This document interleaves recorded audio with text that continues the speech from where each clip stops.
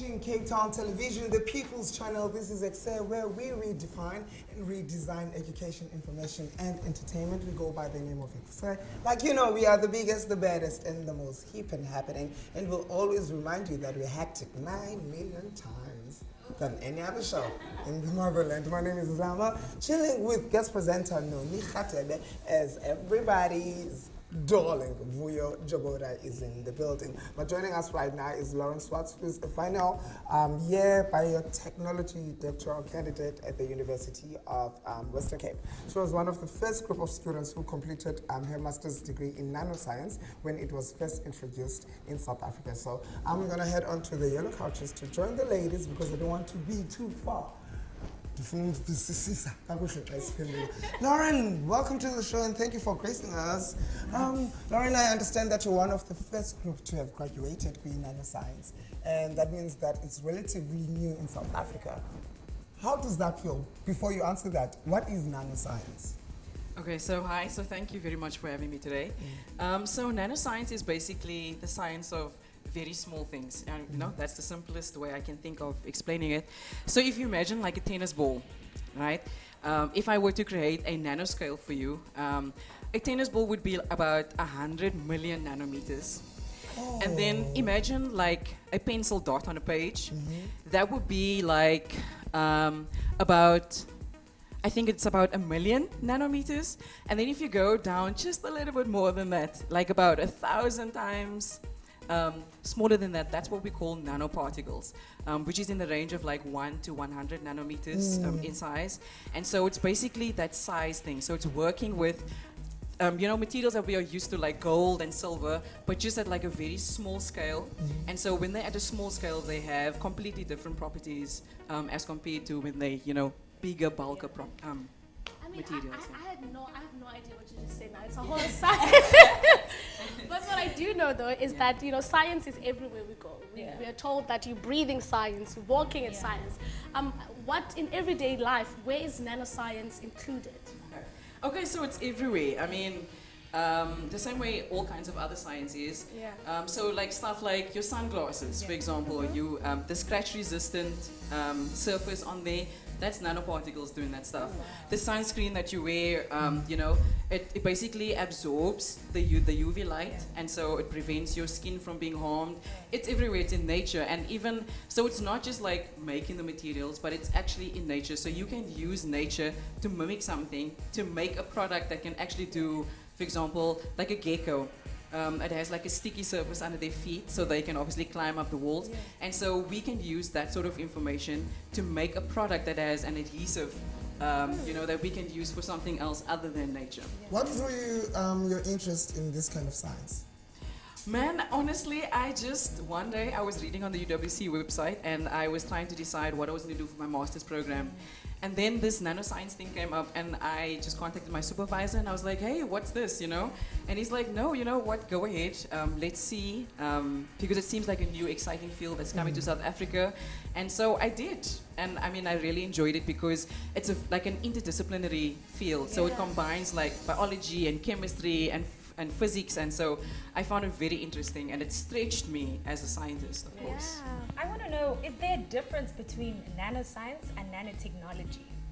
Okay, yes, so basically science is the study of something. So nanoscience would then be the study of these nanoparticles, whereas nanotechnology is, so technology means applying science. So it's the application of these nanoparticles into products, Oh my and gosh, materials. learning something new. Lauren, I want to also find out, I mean, you're part of a research that is going to help people who are affected by breast cancer. Do you want to tell us more about that research? Okay, sure, yes. So, so during my PhD, basically my project was to develop it's called an aptamer, which is basically a short strand of DNA.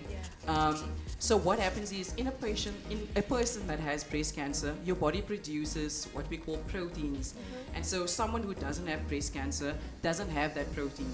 So we develop an aptamer that is able to identify this protein in someone who has breast cancer. And so you can use different platforms.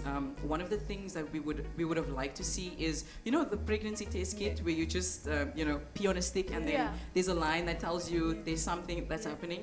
And so a very similar concept to detect breast cancer, but it's to show, so it's not necessarily like for early diagnosis, but it's more like the patient has been diagnosed with cancer, and now we need to do like follow-up treatments. So sometimes what happens is that the cancer comes back, and so the treatment that the doctor is giving doesn't work.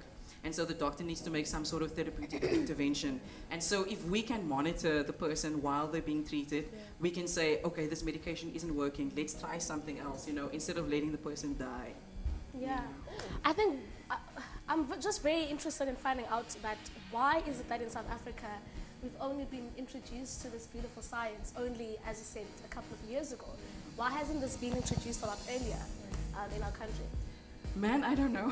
Yeah. But I know that in 2006, South Africa started taking it very seriously, and so the government developed a national strategy to be able to implement this into South Africa.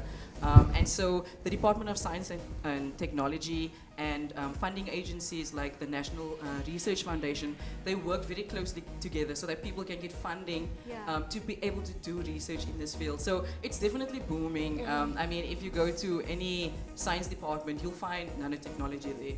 Okay, you're getting love from Facebook. They're following us on Ekse Cape Town TV.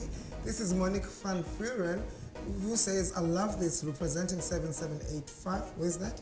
So that's in Mitchell's Plain. Oh, okay. Yeah. I had the pleasure of meeting Lauren in 2017 when she did a wonderful motivational talk for the Women of Worth program as part of an umbrella project by the Desmond Tutu HIV Foundation.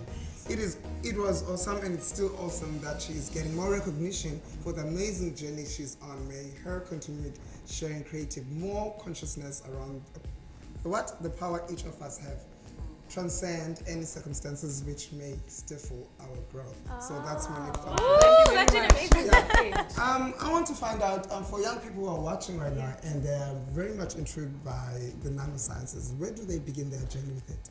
Okay. So obviously, I think most of our viewers are probably on school.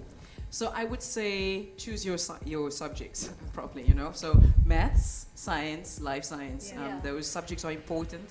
And then you do your undergraduate degree in whatever. So depending on which field you want to pursue, whether it be biology, chemistry, or physics, do your undergraduate degree in that. And then you can do your honors degree, and then this master's program that's available in South Africa now. What's fulfilling about being a nanoscientist? Man, really for me, what brings it really close to home is, so my PhD project was on breast cancer, and so my mom had breast cancer. And so it's not like a science that's very far off. You know, I'm actually working on something that I would like to see being used on someone that I care about. And so, like, I don't just go into the lab and forget that there are people that I'm doing the science for. Yeah. Thank you so much. I think it's beautiful work that you're doing. And for Lauren mentioned students, there are those students who are sitting at home and they want to do nanoscience, but they're not very good with the sciencey subjects in school. What would you say to them? I would say get a tutor. No, I mean there's a really cool website as well. It's the Nanotechnology public engagement platform. Okay. So you can find loads of information about nanotechnology on there, and they have these really cool posters. So they've like made it into cartoons and like really simplified it so that all non-scientists or people who are not nanoscientists can understand. So I would read. I think that's important, and then just give yourself towards education. Such beautiful work. It is, Any definitely. Is there any specific, I mean, I get it's the nanoscience field or whatever, but is there any other type of work that you can do when you achieve a nanoscience degree? Yeah. Is that it? So, I mean, of course, the obvious route to take is then to stay in academics and be a researcher. Yeah. So that's what nanoscientists do. But then you can also develop products. So you can, start your own business, develop a product that somebody can use. Because, I mean, you can, like I said, it's in everyday products you can use. Yeah. So things like bandages and, just like everyday lifestyle. Unfortunately, we have to wrap up that interview. But thank you so much for coming. I think one thing that excites me the most are we matching. Both in PhD. Both got putting G's on, but now we're going to a quick promo, right? Yeah, let's match you with rugby right now. Here's what's coming up on Cape Rugby. Yeah. No, but it's yeah, man.